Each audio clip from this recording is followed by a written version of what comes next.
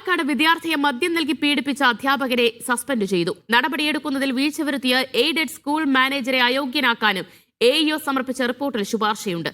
പീഡന വിവരം അറിഞ്ഞിട്ടും മറച്ചുവെച്ച അധ്യാപകർക്ക് വിദ്യാഭ്യാസ വകുപ്പ് കാരണം കാണിക്കൽ നോട്ടീസ് അയച്ചു.